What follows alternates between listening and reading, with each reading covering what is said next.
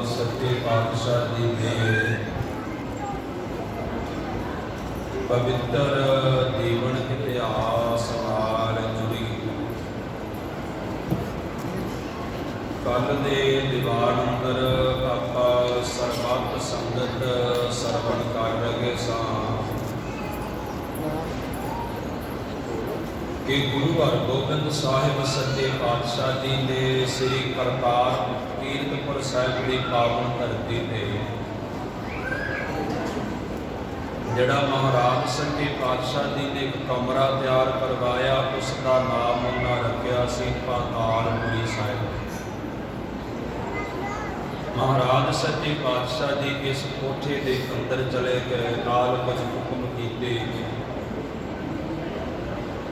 उन्हां हुक्मां नूं मनदिया होया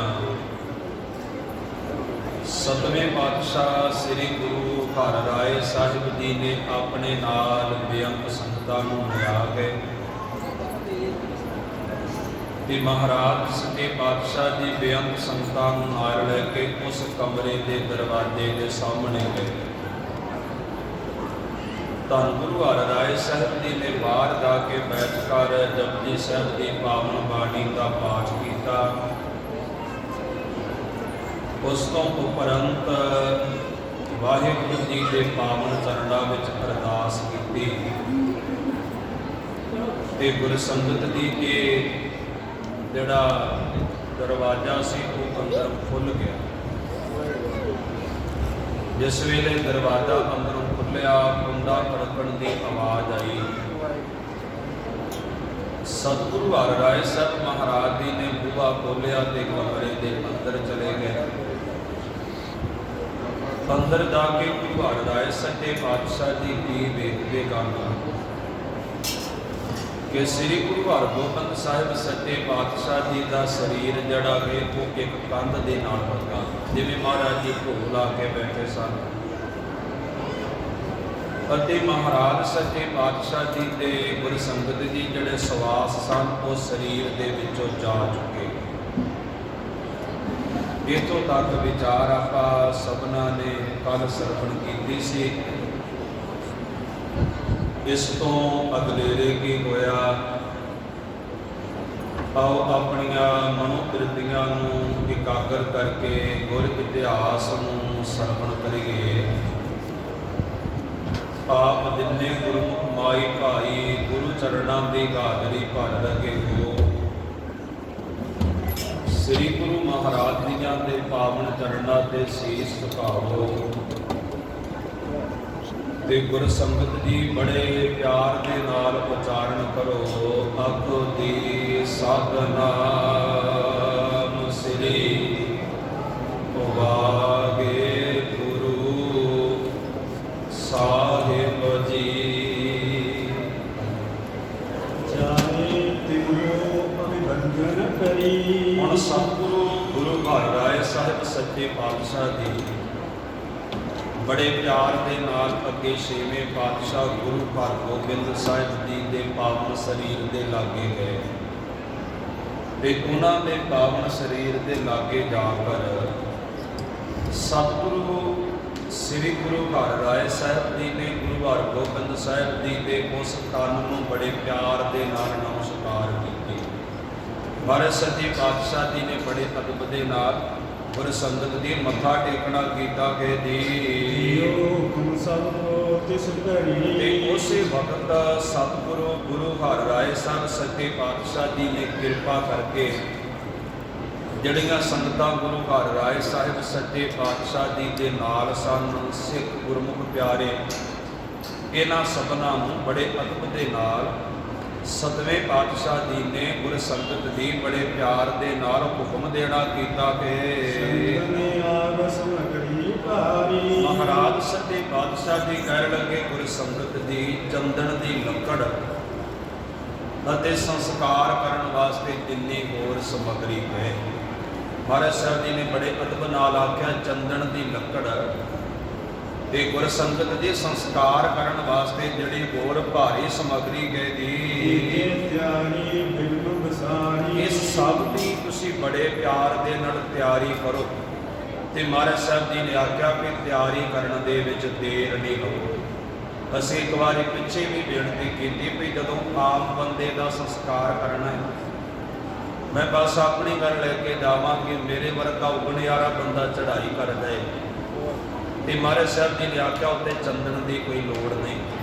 जे मृतक को चंदन चढ़ावे उसते कब वो कवन फल पावे। ਜੇ ਮ੍ਰਿਤਕ ਕੋ ਦਿਸ਼ਟਾ ਮਾਗੇ ਰੁਲਾਈ ਤਾਂ ਮ੍ਰਿਤਕ ਕਾ ਕਿਆ ਘਟ ਜਾਈ। ਪਰ ਸਭ ਨੇ ਆਖਿਆ ਇਹਦਾ ਕੋਈ ਲੈਣਾ ਦੇਣਾ ਨਹੀਂ। ਪਰ ਸ੍ਰੀ ਗੁਰੂ ਹਰਗੋਬਿੰਦ ਸਾਹਿਬ ਸੱਚੇ ਪਾਤਸ਼ਾਹ ਜੀ ਦਾ ਰੱਬੀ ਅਵਤਾਰ ਹੈ। ਮਹਾਰਾਜ ਸਾਹਿਬ ਜੀ ਪਰਮਾਤਮਾ ਸਰੂਪ ਨੇ।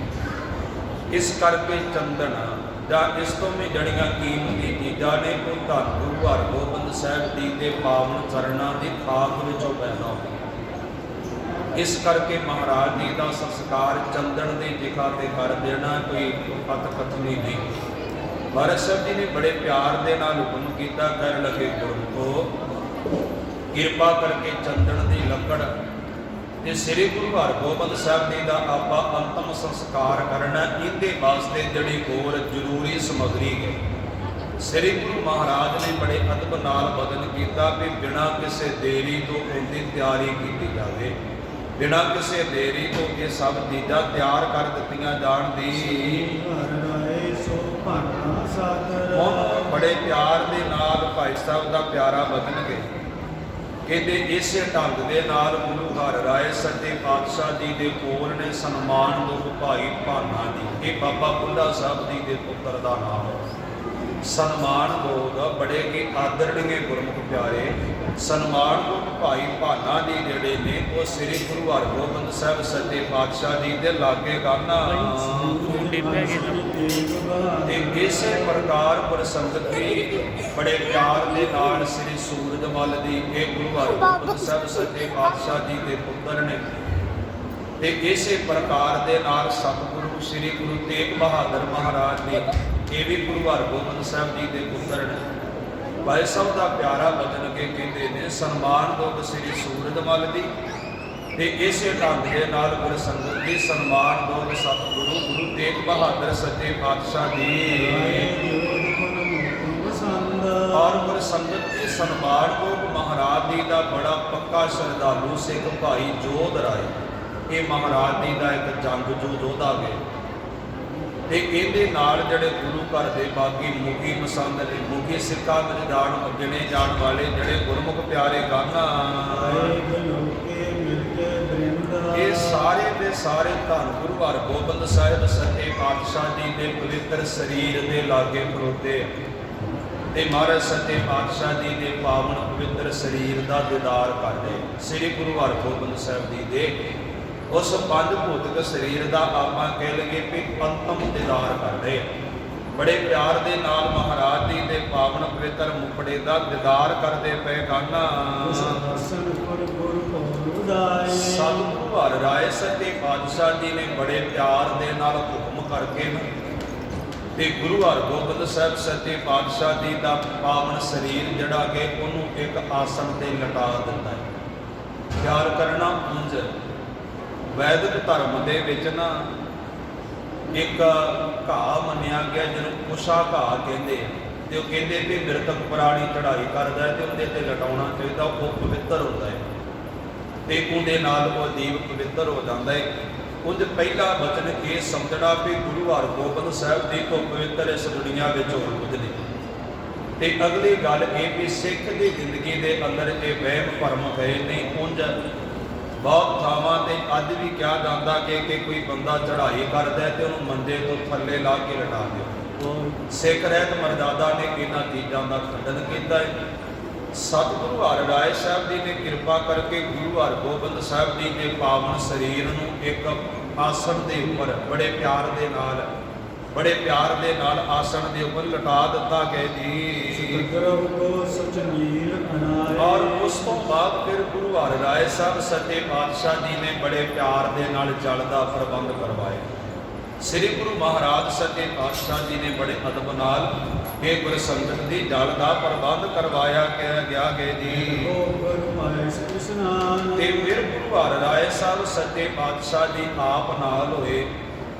ਮਹਾਰਾਜ ਸੱਚੇ ਪਾਤਸ਼ਾਹ ਜੀ ਦੇ ਘਰ ਦੇ ਬੇਅੰਤ ਗੁਰਮੁਖ ਪਿਆਰੇ ਸਿੱਖ ਨੇ ਇਹਨਾਂ ਸਭਨਾਂ ਨੇ ਨਾਲ ਰਲ ਕੇ ਗੁਰੂ ਹਰਗੋਬਿੰਦ ਸਾਹਿਬ ਜੀ ਦੇ ਪਾਵਨ ਪਵਿੱਤਰ ਸਰੀਰ ਦਾ ਅੰਤਮ ਇਸ਼ਨਾਨ ਕਰਵਾਇਆ। ਮਹਾਰਾਜ ਸੱਚੇ ਪਾਤਸ਼ਾਹ ਜੀ ਦੇ ਪੰਜ ਭੌਤਿਕ ਸਰੀਰ ਦਾ ਇਹ ਗੁਰਸੰਗਤ ਜੀ ਬੜੇ ਪਿਆਰ ਦੇ ਨਾਲ ਹੁਣ ਇਸ਼ਨਾਨ ਕਰਵਾ ਦਿੱਤਾ ਗਿਆ ਜੀ। ਤੇ ਗੁਰੂ ਹਰਗੋਬਿੰਦ ਸਾਹਿਬ ਸੱਚੇ ਪਾਤਸ਼ਾਹ ਜੀ ਦੇ ਪਵਿੱਤਰ ਚਿਹਰੇ ਦੀ ਜਿਹੜੀ ਆਭਾ ਹੈ ਨਾ ਇਹ ਇਸ ਢੰਗ ਦੇ ਨਾਲ ਕਿ ਵੀ ਜਿਵੇਂ ਮਹਾਰਾਜ ਜੀ ਨੇ ਆਪਣਾ ਪੰਜ ਭੂਤਕ ਸਰੀਰ ਤਿਆਗੇ ਹੀ ਨਾ ਹੋਵੇ। ਪਰ ਸੱਚੇ ਪਾਤਸ਼ਾਹ ਜੀ ਦੇ ਚਿਹਰੇ ਦੀ ਆਭਾ ਫੁੱਕੀ ਨਹੀਂ ਪਈ। ਧੰਨ ਗੁਰੂ ਹਰਗੋਬਿੰਦ ਸਾਹਿਬ ਸੱਚੇ ਪਾਤਸ਼ਾਹ ਜੀ ਦਾ ਨੱਕ ਨਹੀਂ ਕੁਮਲਾਇਆ, ਉਹਦਾ ਕਹਿੰਦੇ ਪੀਰ ਵਿੰਗਾ ਹੋ ਜਾਂਦਾ, ਕੁਮਲਾ ਜਾਂਦਾ ਹੈ, ਚਿਹਰੇ ਦਾ ਰੰਗ ਬਦਲ ਜਾਂਦਾ ਹੈ। ਲੇਕਿਨ ਗੁਰੂ ਹਰਗੋਬਿੰਦ ਸਾਹਿਬ ਸੱਚੇ ਪਾਤਸ਼ਾਹ ਜੀ ਦੇ ਪਾਵਨ ਤਨ ਦੇ ਨਾਲ ਐਸੀ ਕੋਈ ਘਟਨਾ ਨਹੀਂ ਘਟੀ। ਮਹਾਰਾਜ ਸੱਚੇ ਪਾਤਸ਼ਾਹ ਜੀ ਦੇ ਪਵਿੱਤਰ ਚਿਹਰੇ ਦੀ ਜਿਹੜੀ ਆਭਾ ਹੈ ਗੁਰ ਸੰਗਤ ਦੀ ਉਹ ਪਹਿਲਾਂ ਦੀ ਤਰ੍ਹਾਂ ਦੀ ਮਹਾਰਾਜ ਜੀ ਦੇ ਪਾਵਨ ਪਵਿੱਤਰ ਚਿਹਰੇ ਦਾ ਜਿਹੜਾ ਨੂਰ ਹੈ ਇਹ ਬਿਲਕੁਲ ਪਹਿਲਾਂ ਦੀ ਤਰ੍ਹਾਂ ਜਗਮਗ ਜਗਮਗ ਕਰਦਾ ਪਿਆ ਕਿ ਜੀ। ਬੜੇ ਪਿਆਰ ਦੇ ਨਾਲ ਗੁਰੂ ਹਰਗੋਬਿੰਦ ਸਾਹਿਬ ਸੱਚੇ ਪਾਤਸ਼ਾਹ ਜੀ ਦੇ ਪਵਿੱਤਰ ਸਰੀਰ ਦੇ ਉੱਪਰ ਬੜੇ ਸੁੰਦਰ ਤੇ ਬੜੇ ਸੂਖਮ ਵਸਤਰ ਪਾਏ। ਭਾਵਾਂ ਕਿ ਦੁਨਿਆਵੀ ਲੋਕਾਂ ਨੇ ਇਹ ਖਿਆਲ ਕੀਤਾ ਹੈ ਕਿ ਇਸ ਬੰਦੇ ਦੇ ਸਰੀਰ ਦੇ ਉੱਪਰ ਪੂਰੇ ਸੀਤੇ ਗਏ ਵਸਤਰ ਨਹੀਂ ਪਾਏ ਜਾਣੇ ਚਾਹੀਦੇ। ਪਰ ਮਹਾਰਾਜ ਸੱਚੇ ਪਾਤਸ਼ਾਹ ਜੀ ਦੇ ਘਰ ਦੇ ਵਿੱਚ ਐਸੀ ਕੋਈ ਗੱਲ ਹੈ ਨਹੀਂ। ਧੰਨ ਗੁਰੂ ਹਰਗੋਬਿੰਦ ਸਾਹਿਬ ਜੀ ਦੇ ਪੰਜ ਭੂਤਕ ਸਰੀਰ ਦੇ ਉੱਪਰ ਬੜੇ ਸੁੰਦਰ ਤੇ ਗੁਰ ਸੰਗਤ ਦੀ ਬੜੇ ਪਿਆਰ ਦੇ ਨਾਲ ਸੂਖਮ ਵਸਤਰ ਜਿਹੜੇ ਨੇ ਉਹ ਪਾ ਦਿੱਤੇ ਗਏ ਗਾਨਾ। ਤੇ ਫਿਰ ਗੁਰੂ ਹਰਗੋਬਿੰਦ ਸਾਹਿਬ ਸੱਚੇ ਪਾਤਸ਼ਾਹ ਜੀ ਦੇ ਸਰੀਰ ਨੂੰ ਅੰਤਮ ਸੰਸਕਾਰ ਕਰਨ ਵਾਸਤੇ ਜਿੱਥੇ ਖੜਨਾ ਹੈ ਉੱਥੇ ਖੜਨ ਦੇ ਵਾਸਤੇ ਮਹਾਰਾਜ ਜੀ ਦੇ ਹੁਕਮ ਦੇ ਨਾਲ ਇੱਕ ਬੜਾ ਸੁੰਦਰ ਜਿਹੜਾ ਕਿ ਉਹ ਦੀਵਾਨ ਤਿਆਰ ਕੀਤਾ। ਗੁਰ ਸੰਗਤ ਦੇ ਘਾਲੇ ਨਾਲ ਆਪਾਂ ਨੂੰ ਥੋੜੀ ਜਿਹੀ ਇਕਾਗਰਤਾ ਦੀ ਲੋੜ ਆ। ਜਿੰਨੀ ਇਕਾਗਰਤਾ ਚਾਹੀਦੀ ਹੈ ਨਾ ਸੰਗਤ ਵਿੱਚ ਉਹ ਹੈ ਨਹੀਂ। ਆਪ ਦੀ ਕਿਰਪਾ ਕਰੋ ਇੱਕ ਵਾਰੀ ਆਪਾਂ ਇਕਾਗਰਤਾ ਬਣਾਈਏ। ਇਕਾਗਰਤਾ ਕੱਲੀ ਤਨ ਦੀ ਨਹੀਂ ਨਾਲ ਦੇ ਮਨ ਦੀ ਵੀ ਹੁੰਦੀ। ਖਿਆਲ ਕਰਨਾ ਜਦੋਂ ਬੰਦਾ ਬੈਠਾ ਹੁੰਦਾ ਹੈ ਨਾ ਤੇ ਜੋ ਮਨੁੱਖ ਆਪਣੇ ਮਨ ਅੰਦਰ ਸੋਚਦਾ ਕਿ ਤੁਸੀਂ ਇੱਦਾਂ ਕਹਿ ਲਓ ਵੀ ਉਹ ਆਪਾ ਮੰਡਲ ਨੂੰ ਉੱਦਾਂ ਦਾ ਬਣਾ ਦਿੰਦਾ ਹੈ। ਜੇ ਤਾਂ ਸੋਧ ਹੋਵੇ ਚੰਗੀ ਤੇ ਲਾਗੇ ਲਾਗੇ ਕਿਰਨਾਂ ਵੀ ਚੰਗੀਆਂ ਫੈਲ ਜਾਂਦੀਆਂ ਨੇ। ਜੇ ਮਨ ਦੇ ਇਕਾਗਰਤਾ ਭਟਕਦੀ ਹੋਵੇ ਤੇ ਉਸ ਢੰਗ ਦੇ ਨਾਲ ਆਪਾ ਮੰਡਲ ਬਣ ਜਾਂਦਾ ਹੈ। ਇਸ ਕਰਕੇ ਆਪ ਦੀ ਕਰੋ ਕਿਰਪਾ ਇੱਕ ਵਾਰੀ ਬਿਰਤੀਆਂ ਨੂੰ ਇੱਧਰ ਉੱਧਰ ਸੰਕੋਚੋ, ਕਿਉਂਕਿ ਹੁਣ ਆਪਾਂ ਇੱਥੇ ਬੈਠੇ ਹਾਂ। ਜਿੰਨਾ ਚਿਰ ਆਪਣਾ ਸਰੀਰ ਇੱਥੇ ਬੈਠਾ ਉਹਨਾਂ ਚਿਰ ਸਰੀਰ ਘਰੇ ਕੋਈ ਕੰਮ ਤੇ ਕਰ ਨਹੀਂ ਸਕਦਾ ਤੇ ਫਿਰ ਉਹਦੇ ਬਾਰੇ ਸੋਚਣ ਦਾ ਕੀ ਲਾਭ। ਮਤਲਬ ਕੰਮ ਤੇ ਤਾਂ ਹੀ ਜਾ ਕੇ ਕਰਾਂਗੇ ਨਾ ਜੇ ਤਨ ਚਲਾ ਗਿਆ ਉੱਥੇ ਤੇ ਤਨ ਤੇ ਇੱਥੇ ਬੈਠੇ ਤੇ ਬੰਦਾ ਇੱਥੇ ਬੈਠੇ ਉੱਥੇ ਉਥੋਂ ਬਾਰੇ ਸੋਚੀ ਜਾਵੇ। ਇਸ ਕਰਕੇ ਆਪ ਜੀ ਨੂੰ ਬੇਨਤੀ ਹੈ ਐਨ ਇਕਾਗਰਤਾ ਬਣਾਓ ਤੇ ਬੜੇ ਪਿਆਰ ਦੇ ਨਾਲ ਉਚਾਰਨ ਕਰੋ। ਆਖੋ ਜੀ ਸਤਿਨਾਮ ਸ੍ਰੀ ਵਾਹਿਗੁਰੂ ਸਾਹਿਬ ਜੀ। ਇੱਕ ਵਾਰੀ ਫਿਰ ਕਰੋ ਕਿਰਪਾ ਤੇ ਬੜੇ ਪਿਆਰ ਨਾਲ ਆਖੋ ਜੀ ਸਤਿਨਾਮ ਸ੍ਰੀ ਵਾਹਿਗੁਰੂ ਸਾਹਿਬ ਜੀ। ਸਾਧ ਸਤੰਬਰ ਸਰੂਪ ਸਮੰਬਰ। ਔਰ ਧੰਨ ਗੁਰੂ ਹਰਗੋਬਿੰਦ ਸਾਹਿਬ ਸੱਚੇ ਪਾਤਸ਼ਾਹ ਜੀ ਦੇ ਪਾਵਨ ਪਵਿੱਤਰ ਸਰੀਰ ਦੇ ਉੱਪਰ ਭਾਈ ਸਾਹਿਬ ਜੀ ਨੇ ਬੜੇ ਪਿਆਰ ਦੇ ਨਾਲ ਲਿਖਿਆ ਕਿ ਰੇਸ਼ਮੀ ਪੁਸ਼ਾਕੇ ਜਿਹੜੇ ਹਨ ਉਹ ਪਾ ਦਿੱਤੇ ਗਏ। ਮਹਾਰਾਜ ਸੱਚੇ ਪਾਤਸ਼ਾਹ ਜੀ ਦੇ ਪਾਵਨ ਸਰੀਰ ਦੇ ਉੱਪਰ ਗੁਰ ਸੰਗਤ ਦੀ ਰੇਸ਼ਮੀ ਪੁਸ਼ਾਕੇ ਪਾ ਦਿੱਤੇ ਗਏ ਗਾਨਾ। ਔਰ ਸਤਿਗੁਰੂ ਮਹਾਰਾਜ ਸੱਚੇ ਪਾਤਸ਼ਾਹ ਜੀ ਦੇ ਪਾਵਨ ਪਵਿੱਤਰ ਸਰੀਰ ਦੇ ਉੱਪਰ ਜਿਹੜੇ ਦੁਸ਼ਾਲੇ ਪਾਏ ਗਏ ਨੇ ਇਹ ਬੜੇ ਕੀਮਤੀ। ਇਹਨਾਂ ਸਭਨਾ ਕੀਮਤੀ ਦੁਸ਼ਾਲਿਆਂ ਦੇ ਨਾਲ ਧੰਨ ਗੁਰੂ ਹਰਗੋਬਿੰਦ ਸਾਹਿਬ ਸੱਚੇ ਪਾਤਸ਼ਾਹ ਜੀ ਦਾ ਪਾਵਨ ਤਨ ਜਿਹੜਾ ਹੈ ਉਹਨੂੰ ਢੱਕ ਦਿੱਤਾ ਗਿਆ ਹੈ ਜੀ। ਤੇ ਉਸ ਤੋਂ ਬਾਅਦ ਫਿਰ ਗੁਰੂ ਹਰਿ ਰਾਏ ਸੱਚੇ ਪਾਤਸ਼ਾਹ ਜੀ ਨੇ ਹੁਕਮ ਕਰਕੇ ਨਾ ਗੁਰ ਸੰਗਤ ਦੇ ਬੜੇ ਪਿਆਰ ਦੇ ਨਾਲ ਲਾਗੇ ਲਾਗੇ ਸਭਨਾ ਬਾਗਾਂ ਵਿੱਚੋਂ ਫੁੱਲ ਮੰਗਵਾਏ। ਮਹਾਰਾਜ ਸਾਹਿਬ ਜੀ ਨੇ ਆਖਿਆ ਵੀ ਫੁੱਲ ਲਿਆਂਦੇ ਜਾਣ। ਇੱਥੇ ਦਾਸ ਆਪਣੇ ਵਿਸ਼ੇ ਚੋਂ ਬਾਹਰ ਨਿਕਲ ਕੇ ਇੱਕ ਬੇਨਤੀ ਕਰਦਾ ਆਪ ਜੀ ਨੇ ਧਿਆਨ ਦੇਣਾ। ਅੱਜ ਕੱਲ੍ਹ ਵੈਸੇ ਸਾਡੇ ਵਿੱਚ ਇਹ ਰਿਵਾਜ ਨਹੀਂ ਰਹਿ ਗਿਆ, ਨਾ ਤੇ ਕੋਈ ਮਨੁੱਖ ਬਾਗ ਲਾਉਂਦਾ ਹੈ ਤੇ ਜੇ ਕਿਸੇ ਜਗ੍ਹਾ ਤੇ ਬਾਗ ਰੱਬ ਨਾ ਕਰੇ ਕੋਈ ਬੰਦਾ ਆਪਣੇ ਖੇਤਾਂ 'ਚ ਲਾ ਲਵੇ ਤੇ ਦੂਜੇ ਨਹੀਂ ਰਹਿਣ ਦਿੰਦੇ। ਇਹ ਵੀ ਗੱਲ ਠੀਕ ਆ ਜੀ। ਮੈਨੂੰ ਇਸ ਗੱਲ ਦਾ ਪਤਾ ਹੈ। ਭਾਈ ਜਗਬੀਰ ਸਿੰਘ ਸਾਹਮਣੇ ਬੈਠੇ 2 ਸਾਲ ਪਹਿਲਾਂ ਅਸੀਂ ਬੜੀ ਮਿਹਨਤ ਕਰਕੇ ਬੜੇ ਰੁੱਖ ਲਾਏ ਇਸ ਗੁਰਦੁਆਰੇ ਦੇ ਵਿੱਚ ਵੀ ਤੇ ਇੱਕ ਬੰਦਾ ਮੈਂ ਰੁੱਖ ਪੁੱਟਦਾ ਆਪਣੀ ਅੱਖੀਂ ਵੇਖ ਲਿਆ। ਚਲੋ ਮੈਂ ਹੁਣ ਲਾ ਨਹੀਂ ਲੈਂਦਾ ਨਾਲ ਤੱਕ ਮੈਂ ਇਹਨਾਂ ਨੂੰ ਦੱਸਿਆ ਤੇ ਮੈਨੂੰ ਪੁੱਛਿਆ ਵੀ ਤੁਸੀਂ ਰੁੱਖ ਕਿਉਂ ਪੁੱਟੇ? ਕਹਿਣ ਲੱਗੇ ਅਸੀਂ ਨਹੀਂ ਲਾਏ, ਇਹ ਰੁੱਖ ਤਾਂ ਹੋਣਗੇ ਜੇ ਅਸੀਂ ਲਾਵਾਂਗੇ। ਇੱਥੇ ਕੋਈ ਦੂਜਾ ਲਾ ਗਿਆ ਤੇ ਨਾ ਉਹਦਾ ਬਣ ਜਾਣਾ। ਇੱਦਾਂ ਦੇ ਬੰਦੇ ਸੰਸਾਰ ਅੰਦਰ ਪਏ ਆ।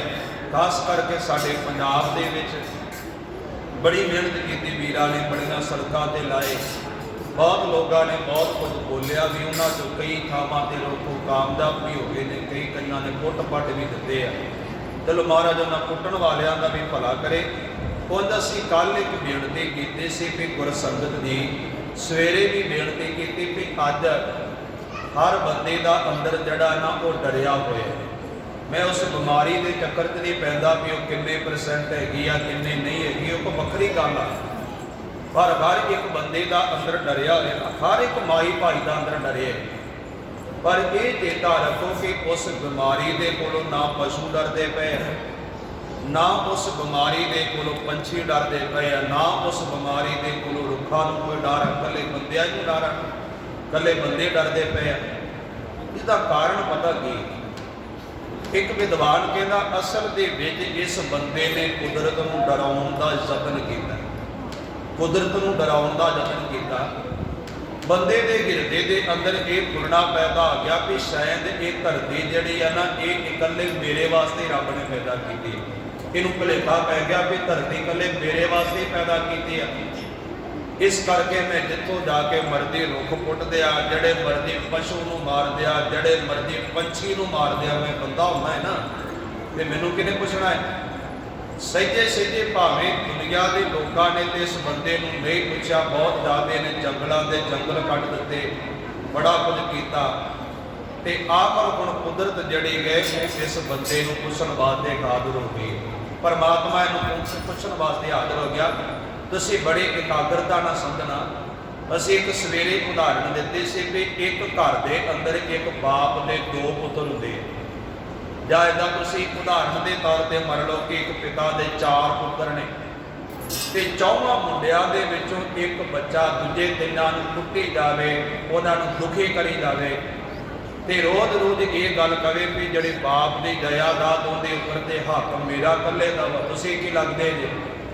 ਤੇ ਪਿਤਾ ਕੁਝ ਦਿਨ ਤਾਂ ਹੁੰਦੀਆਂ ਇਹ ਗੱਲਾਂ ਸੁਣਦੇ, ਤੇ ਕੁਝ ਦਿਨਾਂ ਦੇ ਬਾਅਦ ਉਸ ਬੰਦੇ ਨੂੰ ਇਹ ਗੱਲ ਕਹਿ ਦਿੰਦਾ ਵੀ ਬਾਕੀ ਦੇ ਜਿਹੜੇ ਨੇ ਨਾ ਇਹ ਸਾਰੀ ਜਾਇਦਾਦ ਮੈਂ ਉਹਨਾਂ ਨੂੰ ਦੇਣਾ ਤੇ ਤੈਨੂੰ ਆਪਣੇ ਘਰ ਦੇ ਬਾਹਰ ਕੱਢ ਦੇਣਾ। ਉਹ ਕਹਿੰਦਾ ਉਹ ਵੀ ਤੇ ਮੇਰੇ ਹੀ ਆ ਨਾ। ਯਾਦ ਰੱਖਣਾ ਮਨੁੱਖ ਦੇ ਨਾਲ ਵੀ ਕੁਝ ਐਸਾ ਹੋ ਰਿਹਾ ਅੱਜ ਕੱਲ੍ਹ। ਇਸ ਬੰਦੇ ਨੇ ਆਪਣੇ ਮਨ ਅੰਦਰ ਸੋਚਿਆ ਵੀ ਧਰਤੀ ਜਿਵੇਂ ਮੇਰੀ ਇਕੱਲੇ ਦੀ ਹੈ, ਮੈਂ ਹੀ ਇਕੱਲੇ ਨੇ ਧਰਤੀ ਤੇ ਰਹਿਣਾ ਹੈ। ਇਸ ਕਰਕੇ ਇਹਨੇ ਜਾਨਵਰਾਂ ਦੇ ਅਤਿਆਚਾਰ ਕੀਤਾ, ਇਸ ਬੰਦੇ ਨੇ ਰੁੱਖਾਂ ਨੂੰ ਵੱਢਿਆ। ਰੱਬ ਜਾਣੇ ਹੋਰ ਕਿੰਨਾ ਚੀਜ਼ਾਂ ਤੇ ਅਤਿਆਚਾਰ ਕੀਤਾ, ਤੇ ਰੱਬ ਨੇ ਦੂਜਾ ਪਾਸਾ ਘੁਮਾ ਕੇ ਆਖਿਆ ਲੈ ਫਿਰ ਜੇ ਤੂੰ ਇਹ ਤੇ ਆਪਣਾ ਹੱਥ ਜਮਾਈ ਫਿਰਦਾ ਹੈ ਨਾ, ਉਹ ਵੀ ਮੇਰੇ ਹੀ ਪੈਦਾ ਕੀਤੇ ਹੋਏ ਨੇ, ਉਹਨਾਂ ਨੂੰ ਤੇ ਮੈਂ ਬਚਾ ਕੇ ਰੱਖਾਂਗਾ। ਡਰ ਹੁਣ ਤੇਰੇ ਅੰਦਰ ਹੀ ਪੈਦਾ ਕਰਾਂਗਾ। ਇਹ ਸੱਚਾਈ ਹੈ। ਤਾਂ ਕਰਕੇ ਗੱਲ ਕਿਸੇ ਬੰਦੇ ਦੇ ਅੰਦਰ ਡਰ ਪੈਦਾ ਹੋ ਗਿਆ।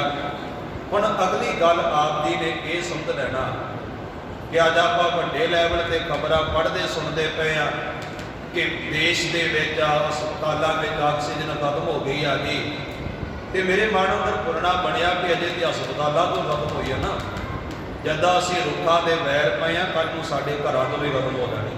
ਜਿਵੇਂ ਰੁੱਖਾਂ ਦੇ ਵੈਰ ਪਏ ਨਾ, ਹਰ ਬੰਦੇ ਨੂੰ ਹਵਾ ਤਾਂ ਚਾਹੀਦੀ ਆ, ਹਰ ਬੰਦਾ ਕਹਿੰਦਾ ਆਕਸੀਜਨ ਮੈਨੂੰ ਚਾਹੀਦੀ ਆ, ਪਰ ਰੁੱਖ ਜਿਹੜਾ ਵਾ ਉਹ ਮੇਰੇ ਗਵਾਂਢੀ ਦੇ ਘਰ ਲੱਗਾ ਹੋਵੇ ਤੇ ਜਾਂ ਫਿਰ ਉਹਦੀ ਪੈਲੀ 'ਚ ਲੱਗਾ ਹੋਵੇ, ਦਰਖਤ ਨਹੀਂ ਮੇਰੇ ਘਰ ਦਾ ਹੀ। ਹਰ ਬੰਦਾ ਆਪਣੇ ਕਮਰੇ ਦੀ ਕੰਧ 2-3 ਫੁੱਟ ਪਾੜ ਕੇ ਉਹਦੇ ਵਿੱਚ ਏਸੀ ਤਾਂ ਲਾ ਸਕਦਾ ਹੈ, ਲੇਕਿਨ ਆਪਣੇ ਘਰ ਦੇ ਵਿੱਚ 2-4 ਗਿੱਠਾਂ ਧਰਤੀ ਨੂੰ ਪੁੱਟ ਕੇ ਉਹਦੇ ਵਿੱਚ ਰੁੱਖ ਨਹੀਂ ਲਾ ਸਕਦਾ। ਇਸ ਕਰਕੇ ਮਨੁੱਖਤਾ ਦਿਨ ਪ੍ਰਤੀ ਦਿਨ ਉਸ ਪਾਸੇ ਨੂੰ ਜਾ ਰਹੀ ਜਿਸ ਪਾਸੇ ਦਾ ਆਪਾਂ ਸਭਨਾਂ ਨੂੰ ਗਿਆਨਗੇ, ਆਪਾਂ ਸਭਨਾਂ ਨੂੰ ਪਤਾ ਗਏ। ਵਾਹਿਗੁਰੂ ਜੀ ਆਪ ਜੀ ਨੂੰ ਹੱਥ ਜੋੜ ਬੇਨਤੀ ਗਏ ਕਿ ਅੱਜ ਆਪਾਂ ਪ੍ਰਣ ਕਰਕੇ ਬਾਬਾ ਦੀਪ ਸਿੰਘ ਦੇ ਪਾਵਨ ਸਥਾਨ ਤੇ ਕਿ ਹਰ ਸਾਲ ਅਸੀਂ ਜਾਦੇ ਨਹੀਂ ਤੇ 5-5 ਪੌਦੇ ਹਰ ਬੰਦਾ ਜਿਹੜਾ ਕਿ ਉਹ ਜ਼ਰੂਰ ਲਾਵੇਗਾ। 5-5 ਰੁੱਖ ਹਰ ਬੰਦਾ ਜ਼ਰੂਰ ਲਾਵੇਗਾ। ਉਹ ਰੁੱਖ ਭਾਵੇਂ ਤੁਸੀਂ ਆਪਣੇ ਘਰਾਂ ਵਿੱਚ ਲਾਓ, ਇਹ ਰੁੱਖ ਭਾਵੇਂ ਤੁਸੀਂ ਆਪਣੀਆਂ ਪੈੜੀਆਂ ਵਿੱਚ ਲਾਓ, ਭਾਵੇਂ ਕਿਸੇ ਗੁਰਦੁਆਰੇ ਵਿੱਚ ਲਾ ਦਿਓ ਜਾਂ ਕਿਸੇ ਸ਼ਮਸ਼ਾਨ ਘਾਟ ਅੰਦਰ ਲਾ ਦਿਓ, ਪਰ ਹਰ ਬੰਦਾ ਇਸ ਪਾਸੇ ਧਿਆਨ ਜ਼ਰੂਰ ਦੇ। ਤੇ ਦਰਖਤ ਇਕੱਲੇ ਲਾਉਣੇ ਨਹੀਂ, ਲਾਉਣ ਤੋਂ ਬਾਅਦ ਉਹਨਾਂ ਨੂੰ ਪਾਲਣਾ ਵੀ। ਤਾਂ ਕਰਕੇ ਸਾਡਾ ਇਹ ਦੇਸ਼ ਪੰਜਾਬ ਵੱਧ ਸਕਦਾ ਹੈ। ਨਹੀਂ ਤੇ ਜਿੱਦਾਂ ਅਸੀਂ ਸਿਸਟਮ ਧਾਰਨ ਕੀਤਾ ਹੈ ਨਾ, ਦਿਨ ਪ੍ਰਤੀ ਦਿਨ ਤੇ ਖਾਸ ਕਰਕੇ ਆ ਮਾਝਾ ਜਿਹੜਾ ਵਾ ਇਹਨਾਂ ਦਾ ਤੇ ਕੰਮ ਉਹਦੇ ਥੱਲੇ ਚਲਾ ਗਿਆ।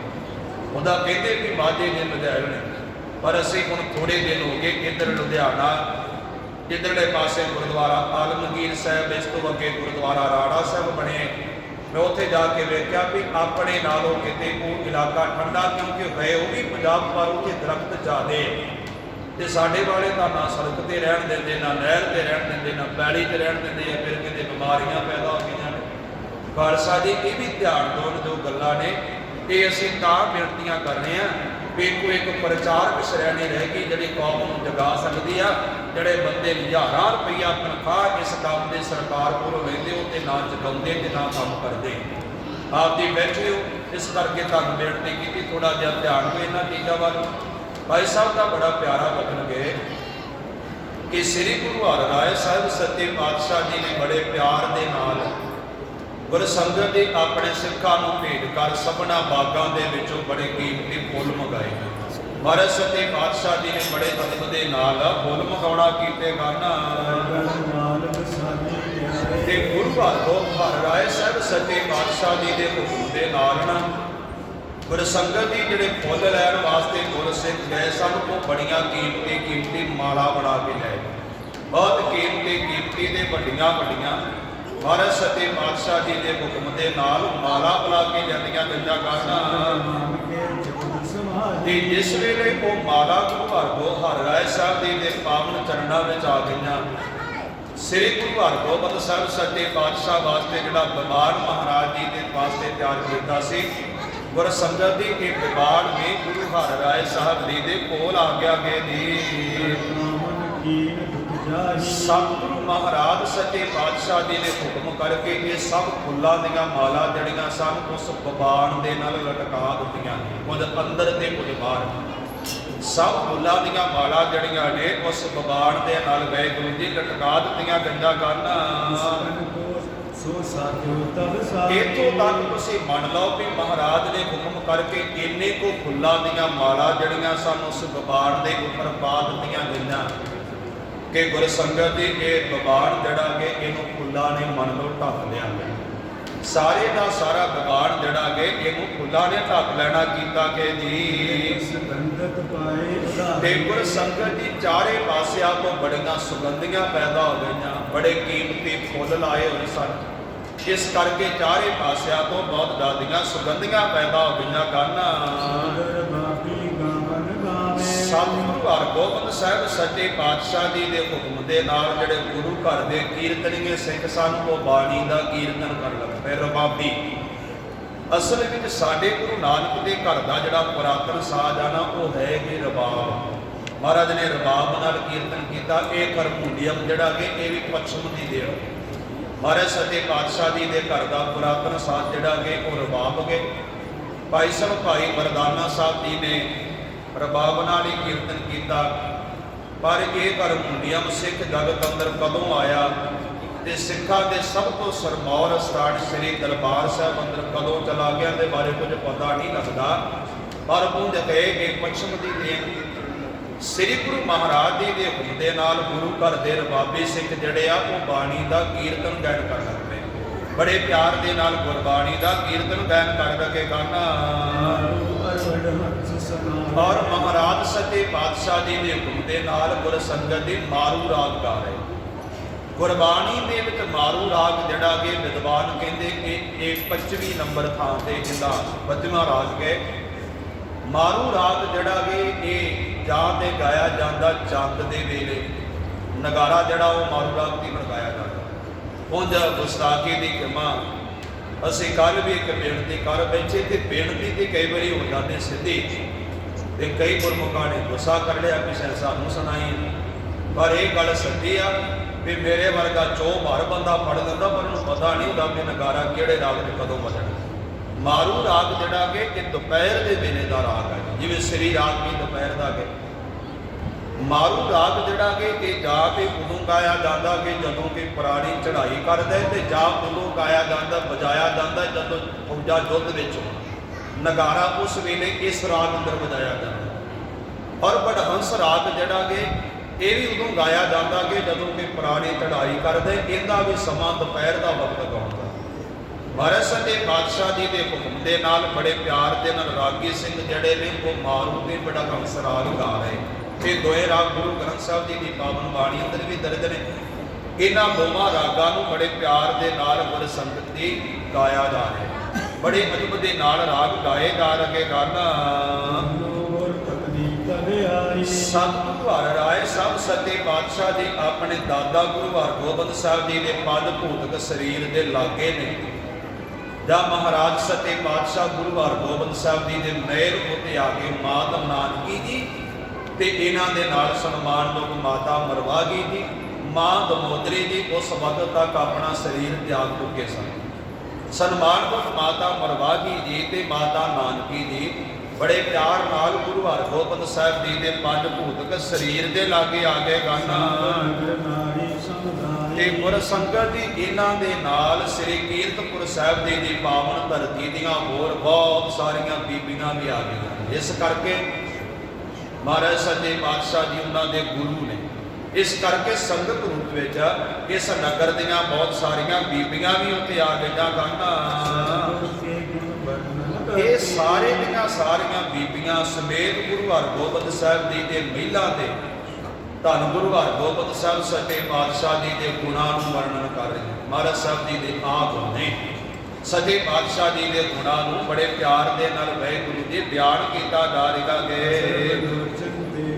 ਤੇ ਮਹਾਰਾਜ ਸੱਚੇ ਪਾਤਸ਼ਾਹ ਜੀ ਦੇ ਨਾਲ ਬੜੀ ਜ਼ਿਆਦੀ ਨੇੜਤਾ, ਸਤਿਗੁਰੂ ਮਹਾਰਾਜ ਜੀ ਦੇ ਨਾਲ ਬਹੁਤ ਜ਼ਿਆਦਾ ਪਿਆਰ। ਇਸ ਕਰਕੇ ਭਾਈ ਸਾਹਿਬ ਦੇ ਕਹਿੰਦੇ ਇਹਨਾਂ ਦੇ ਨੈਣਾਂ ਦੇ ਵਿੱਚੋਂ ਨੀਰ ਵੀ ਵਹਿ ਗਿਆ। ਇਹ ਸਾਰੀਆਂ ਬੀਬੀਆਂ ਆਪਣੇ ਨੈਣਾਂ ਦੇ ਵਿੱਚੋਂ ਵਾਹਿਗੁਰੂ ਨੀਰ ਵੀ ਵਗਾ ਰਹੀਆਂ ਗਾਨਾ। ਅਗਲਾ ਬਚਨ ਭਾਈ ਸਾਹਿਬ ਨੇ ਬਚਨ ਵਰਤਿਆ, ਸੰਗਤ ਆਨ ਹਜ਼ਾਰੋਂ ਖਰੀ। ਫਿਰ ਹਜ਼ਾਰਾਂ ਦੀ ਤਾਦਾਦ ਵਿੱਚ ਆ ਕੇ ਸੰਗਤ ਧੰਨ ਗੁਰੂ ਹਰਗੋਬਿੰਦ ਸਾਹਿਬ ਜੀ ਦੇ ਪਾਵਨ ਪਵਿੱਤਰ ਸੀਸ ਦੇ ਲਾਗੇ ਖੜੀ ਹੋ ਗਈ। ਹਜ਼ਾਰਾਂ ਦੀ ਤਾਦਾਦ ਵਿੱਚ ਸੰਗਤਾਂ ਗੁਰੂ ਹਰਗੋਬਿੰਦ ਸਾਹਿਬ ਜੀ ਦੇ ਸਰੀਰ ਲਾ ਕੇ ਆਣ ਹਾਜ਼ਰ ਹੋ ਜਾ ਗਾਨਾ।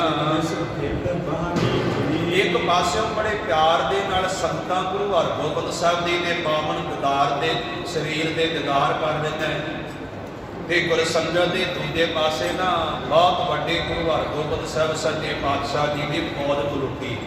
ਮਹਾਰਾਜ ਸੱਚੇ ਪਾਤਸ਼ਾਹ ਜੀ ਦੇ ਜੰਗ ਜੋਧੇ ਵੀ ਉਹਦੇ ਗਾਦਰੀ ਭਰਦੇ ਪਏ ਗਾਨਾ।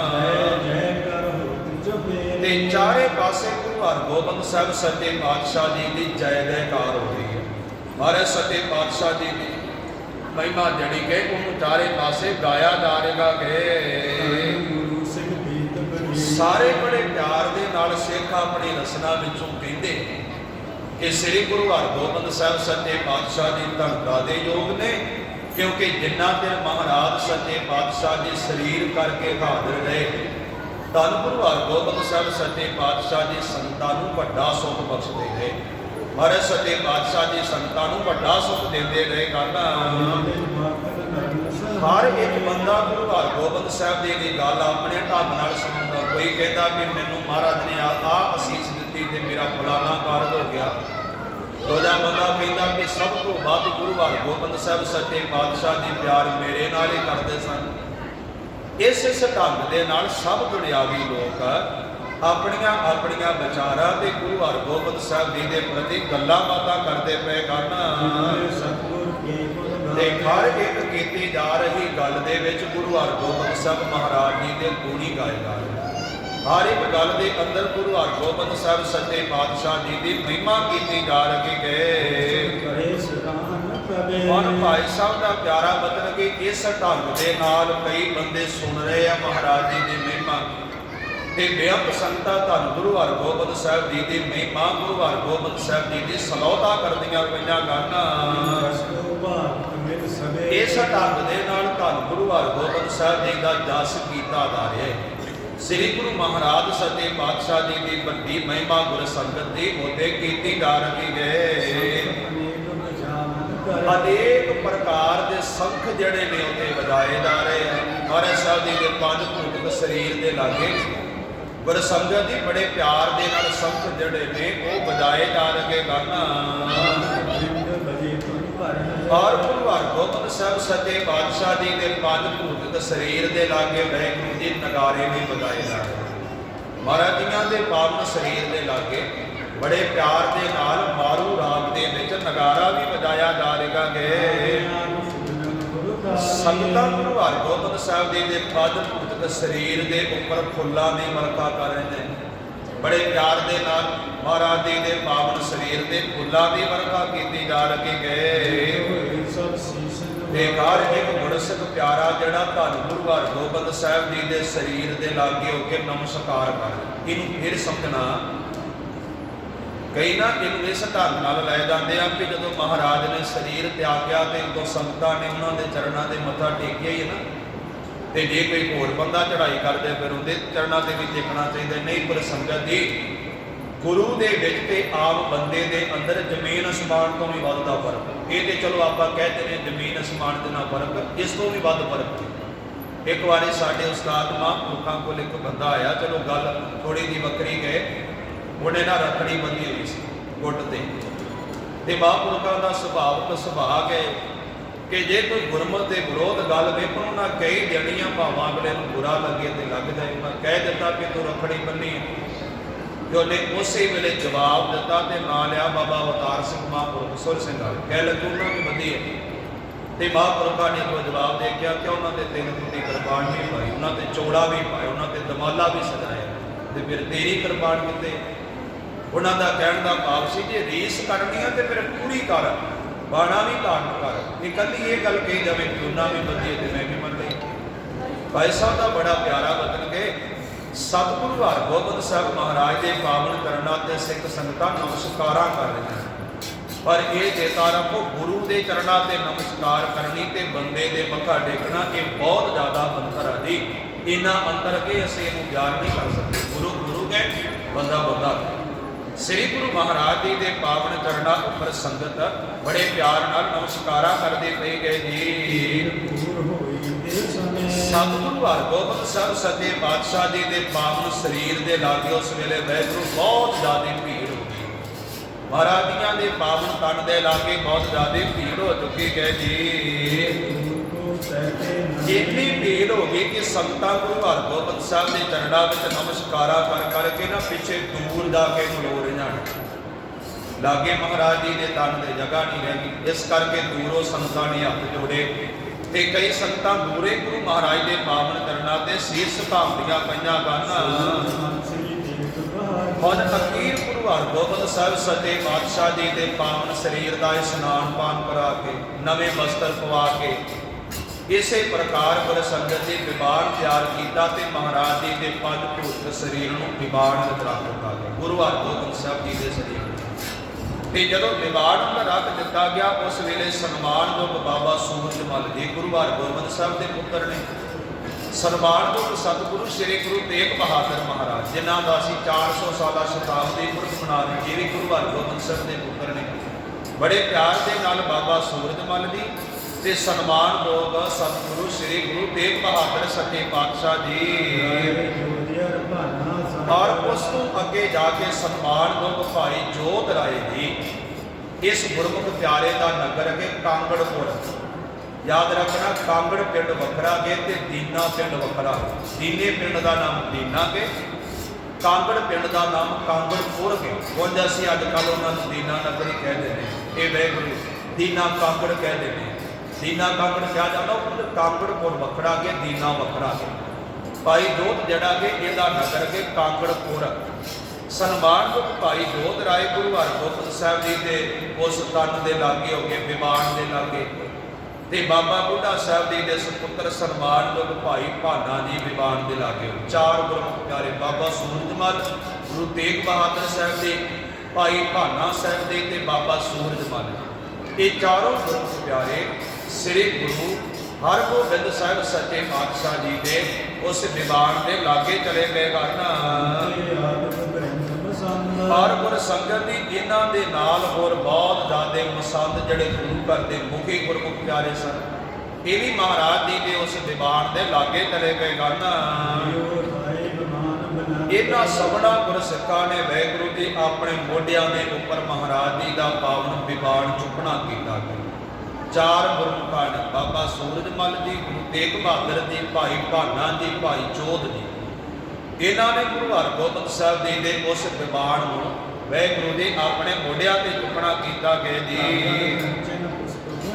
ਸਤਿਗੁਰੂ ਹਰਗੋਬਿੰਦ ਸਾਹਿਬ ਸੱਚੇ ਪਾਤਸ਼ਾਹ ਜੀ ਦੇ ਤਨ ਦੇ ਉੱਪਰੋਂ ਵਰਖਾ ਕਰਨ ਵਾਸਤੇ ਪਹਿਲਾਂ ਬਹੁਤ ਜ਼ਿਆਦਾ ਫੁੱਲਾਂ ਦਾ ਪ੍ਰਬੰਧ ਕੀਤਾ ਗਿਆ ਸੀ।